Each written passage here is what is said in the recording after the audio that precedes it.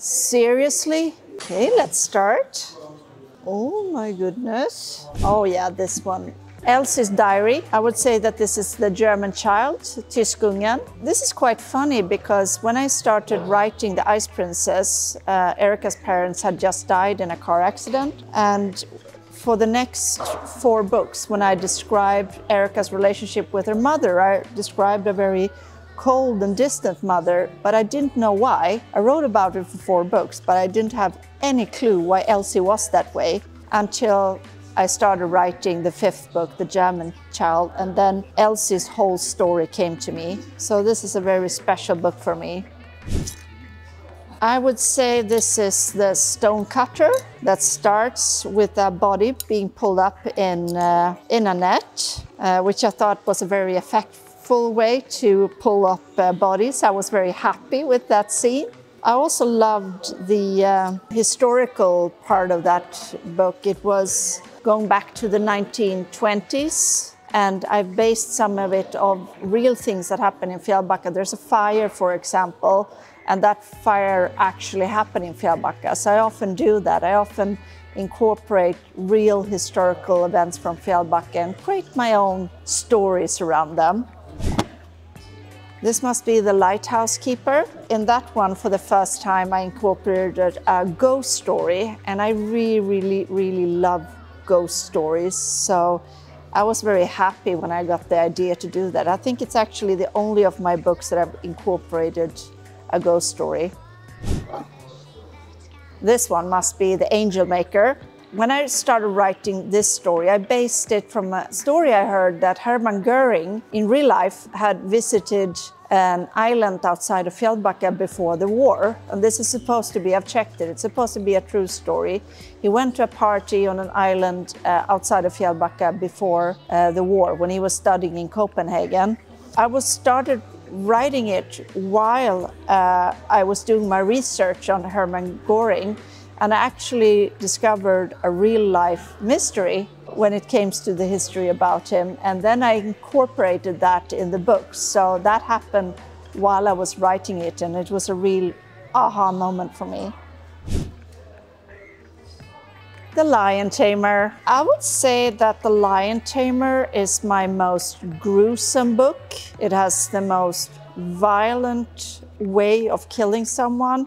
And I've always said that for me, it's not important for me to make really bloody, grisly murders. I don't really care to...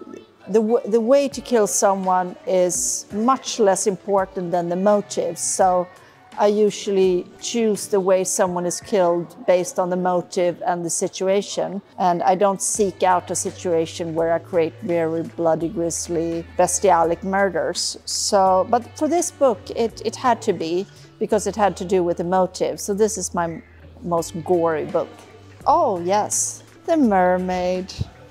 One of the most fun things about writing this was I placed the historical part in the 80s. Because I've written about a lot of eras or historical times that I've never experienced. I've written about the 1920s, 1940s, and that's just knowledge I've learned through books and research. But when I wrote this, it was the 1980s, so it was my teenage era. So I could dig a lot from my own memory, which was kind of fun. And it was also a very fun era. I'm so happy I was a teenager in the 80s. Neon colors, all the great music. It was a great time. Could this be The Gallows Bird then? That story actually started with me thinking about a tragedy that happened in my father's life long before I was born, because in 1953 he was married to his first wife and he had a son who was 3 years old, and they ended up in a frontal collision with a car who had ended up on the wrong side of the road. My husband's wife died instantly on the road, and his 3-year-old son lived for 24 more hours in the hospital and then died. So it was when I started thinking a lot about that accident and the impact it had that this story came to me. So it's a very, very personal story. The Preacher. I've had so many skeletons in the books. I was like, which skeleton is this? The book starts with a little boy who finds a naked lady, and then they find a skeleton as well. I actually found the idea for the plot of that in a magazine I was prescribing to, which is the Swedish Forensic Institute's magazine. I won't do a spoiler, but I read about something that is quite weird that can happen with DNA, and that gave me the idea for this book. And also, I've also been very fascinated by religion and what it does to people, so it felt natural to incorporate that. This must be The Ice Princess with the winter. It's very special to me since it's my very, very first book, the very first one I wrote. And the idea for that came from an image I saw. I saw this woman lying in a bathtub where it was so cold in the bathtub that the water had frozen. So only her torso and her knees were sticking out from the ice. And that's where the whole idea came for the book, just from that image. So then this must be The Witch. That was quite a tricky book for me to write because I had to go so far back historically. It was way, I think before that the lighthouse keeper was in the 1800s, now we were in the 1700s.